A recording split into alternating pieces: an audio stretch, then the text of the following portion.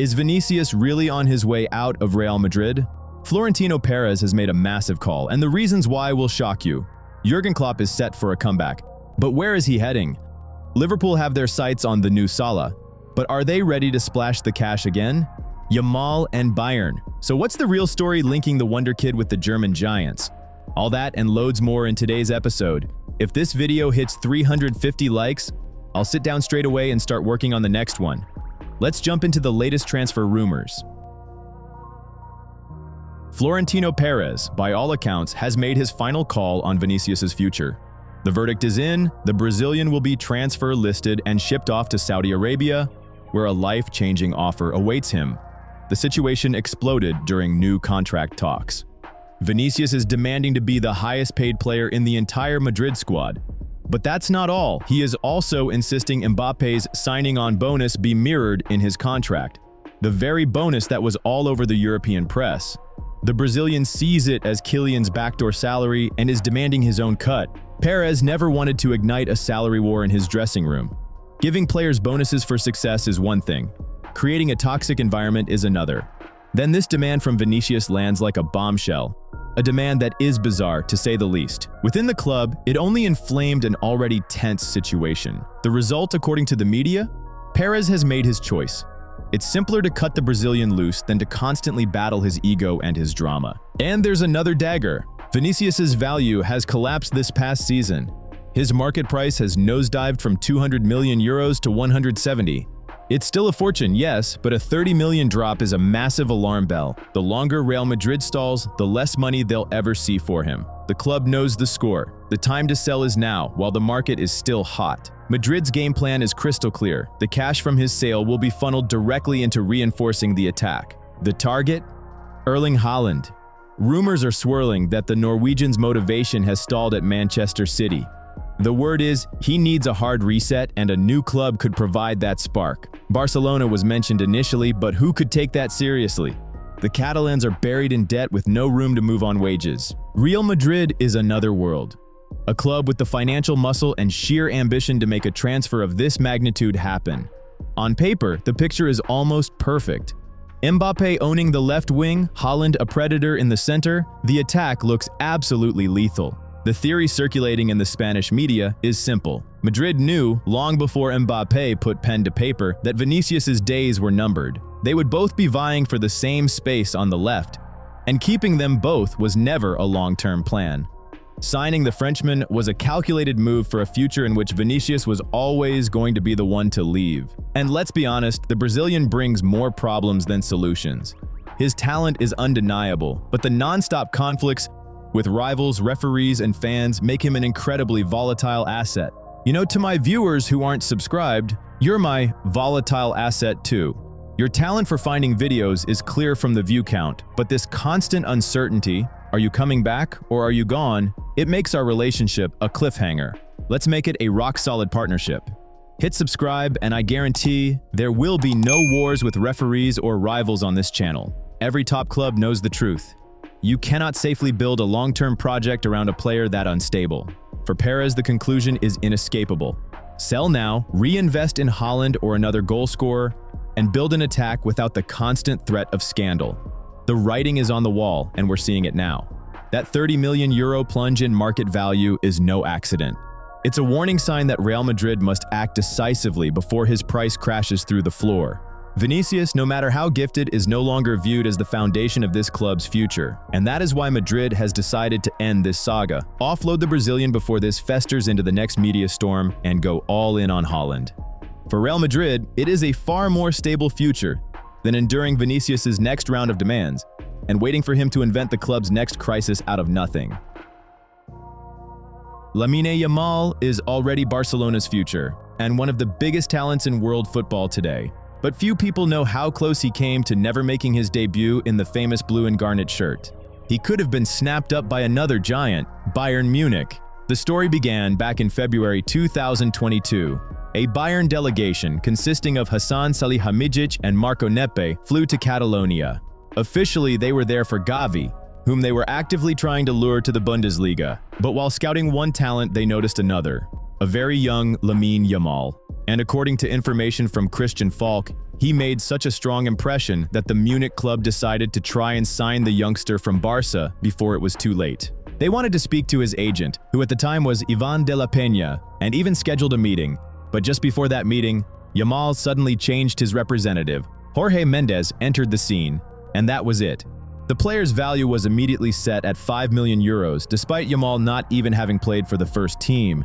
Even if Bayern had agreed to that fee, the deal could only have been completed in the summer of 2023, when Lamine turned 16. The Munich club weighed up all the risks and decided it was too expensive and too soon. The rest, as you know, is history. April 2023, Yamal makes his debut for Barca's first team. The Catalans immediately gave him a contract until 2026, and then, this past May, extended it to 2031. The door was closed. Now Lamine is a key player for the club, a fan favorite, a central figure for Flick, and has already proven himself on the European stage and for the national team. Yet he could have been wearing the red of Bayern and quietly playing in the Bundesliga. Stories like these are a clear reminder. In the world of football, fortunes can turn in a second. One moment, and you're either at Barca for the next decade, or just another missed star in Bayern's notebook. Michael Olise. Now that's a name you're hearing more and more around Anfield. According to Caught Offside, he's Liverpool's top target for the summer of 2026. And the reason is pretty clear. Next summer, the Reds could finally say goodbye to Mo Salah, even with his new contract. The Saudis are getting their cash ready, and Liverpool are getting their plan B sorted. Olise has had an absolutely insane first season at Bayern. 20 goals, 22 assists, all in his first year there. Now Bayern are dead set on keeping the Frenchman and are already planning to offer him a new, better deal. But here's the catch. Rumor has it, he's got a special clause in his contract that lets him leave if a Premier League club comes calling. Speaking of contracts and special clauses, I've got a deal for you, my free agent viewers. Let's sort out a deal. There's only one clause, you hit subscribe, and I promise to keep rolling out breakdowns just like this one. Unlike football clubs, there are no hidden agent fees, and the release clause is zero. You can't lose. And that's where Liverpool step in. What's interesting is that the Merseysiders aren't going to make a big song and dance about it. They just pick their target and get to work quietly. They don't chase players waving a flag, they just wait for the perfect moment.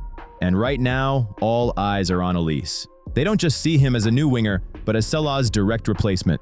To be more specific, as the Egyptians' natural heir. The price? Yeah, there's talk of £87 million. It's a lot, but for Liverpool, if you remember some of their recent spending, it's not out of the question. Plus, people are saying that fee could come down if those rumors about a special agreement between Olise and Bayern turn out to be true. And by the way, it's not just Liverpool looking. Pep Guardiola has had a look at Michael too. But by all accounts, the project at Anfield is the bigger draw for the player right now. A return to England, becoming the main man in attack, a clear path forward. It all just makes a lot of sense. With Salah likely leaving, it's an absolute no-brainer. Mo isn't getting any younger. He's got his new deal, but that interest from Saudi Arabia isn't going away. And Liverpool know it's better to sell a legend while he's still on top, rather than lose him for nothing or watch his motivation drop. And this is where Olise fits in. He's talented, young, creative, with a bit of an edge. He's fearless in a good way, a lad who's not afraid to take a risk and run the game himself. It's also funny that Bayern just signed Luis Diaz. Yep, the same Diaz who can play out on the wing. Coincidence? Maybe. Or maybe it's just another piece of the puzzle that lets them part with Olise without a massive drama. It's all heading one way. Next summer, we're not just in for a transfer, but a massive shakeup of Liverpool's attack. Salah will leave an incredible legacy, but the club is already looking to the future. The only question is, can Olise fill those shoes? Because being Salah's replacement is one thing, but being the new Salah is something else entirely. But judging by his season in the Bundesliga, the lad knows how to step up and deliver. So, let's watch this space. It's just how we love it. A bit of quiet, a pause, and then boom, a massive signing is done. Manchester United, Real Madrid, and PSG are all gearing up for a fight over Dayot Upamecano on a free. It looks like the Frenchman is set to leave Munich when the 2025-26 season wraps up, and there's no shortage of takers looking to snap him up for nothing. Upamecano's contract runs out at the end of that season. Bayern are trying to get him to sign a new deal, but talks have stalled because of his wage demands. He wants a pay rise on his current 16 million euros a year, and the German giants aren't keen on agreeing to those terms. The 26-year-old center back really came into his own at RB Leipzig before making the €42.5 million switch to Bayern in summer 2021. He's only gotten better with time, regularly making the starting 11. Last season, he played 38 games before a nasty injury knocked him off course right at the finish line. And so, a queue is starting to form. Fichajes is reporting that Real Madrid, Manchester United, and PSG are all ready to grab him for free next summer. For each of them, it's a piece of the puzzle that just fits. Los Blancos need to shore up their defense, with David Alaba and Antonio Rudiger potentially on their way out. On top of that, Madrid are already planning for summer 2026.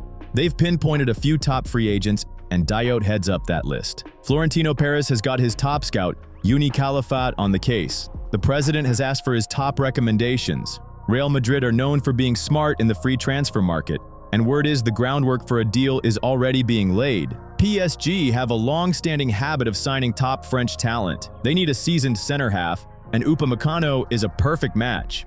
Manchester United are in the mix too. The club is trying to give Ruben Amorim all the tools he needs to succeed. Even with plenty of defenders on the books, Upamecano is seen as a clear upgrade on what the Portuguese manager currently has. On paper, you'd say Los Blancos have the edge when it comes to free deals. But United and PSG have the financial muscle to throw a spanner in the works for the Spanish club. For Bayern, it's a simple, tough choice. Either meet him halfway on the contract or lose a vital player for absolutely nothing. And Fichajes makes it clear. The interest from these three is serious and they're ready to act. So the current state of play is this. Munich wants to keep him, but they're stuck on his wage demands. Madrid is already eyeing summer 2026 with Diot as their #1 target. Now it's all about the negotiations. Looks like the election circus at Benfica has kicked off properly, and every day it's getting funnier. Another presidential hopeful, Cristóvão Carvalho, has decided loud slogans aren't enough anymore, so he's thrown in a promise that tops everything. If he wins on the 25th of October, Bruno Lage is out the moment the season ends, and in comes Jürgen Klopp. Apparently, it's a new sport there. Who can tell the fans the best bedtime story? Before this, João Noronha Lopes had already promised to bring Bernardo Silva back from City, but Carvalho clearly thought that was too small and went straight for the jackpot. A manager who, in his genius plan, would deliver Benfica the Champions League. He even spells it out.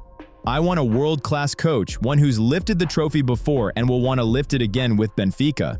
A clear shot at the current board and a loud hint that under him, the club will return to Europe's elite. To keep it from sounding completely mad, Carvalho dug up some old quote from Klopp where he once casually called Benfica a great club he'd like to coach someday. A throwaway line, nothing more. Guys, let's take a short break. Smash like or dislike, every click matters. Thanks a lot, it really helps the channel. But Carvalho treats it like more than a polite nod. Almost like Klopp swore loyalty to the club, as if that's all it takes to run Benfica. Sure, sounds like a dream for the fans, but reality hits hard. First, Klopp hasn't coached anyone since January. He's running global football at RB Leipzig. Second, he's tied to the Bulls until 2029. Dragging him away would cost not just a fortune, but probably can't be done at all. And Klopp himself has hinted a few times he may never coach again. He's burnt out and doesn't want the madness anymore. That's basically the coffin lid nailed shut on Carvalho's fantasy. What we're watching is pure populism. It's not about the future of the club, it's about fishing for votes. Landing Klopp isn't just unlikely, it's pretty much impossible. But sure, it sounds lovely on paper.